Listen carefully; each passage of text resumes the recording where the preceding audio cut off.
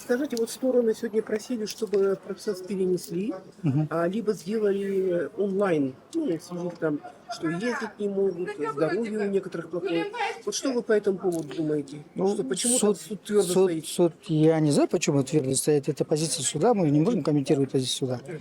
А суд, мы считаем, что не обосновал свое решение. Жәбірленуші тарапта, айыпталушы тарапта жаңағы соттың Алматы облысында болуын Иә. өтініш неседі, бірақ судья қабылдамады. Енді сіздерді ары қарай қадамға ала ма?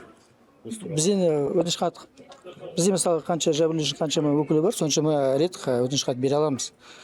Бірақ сот енді өзінің бана түпкілікті шешімін айтты ғой. Сондықтан мен жазбаша түрде қаулы шығарып сұрадым. Жазбаша түрде қаулы шығарса, біз шағым жасауға мүмкіндігін алатын едік. Сот жағынан ешқандай бізге түсініктеме берген жоқ.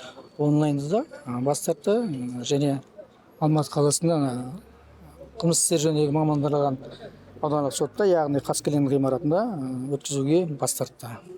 Қалай ойлайсыз, мына процесс қашан бітеді? Қанша жүреді? Бір ай ма, 2 ай Енді ма? мынандай тәртіппен, мынандай ретпен кемінде 2 ай жүруі мүмкін.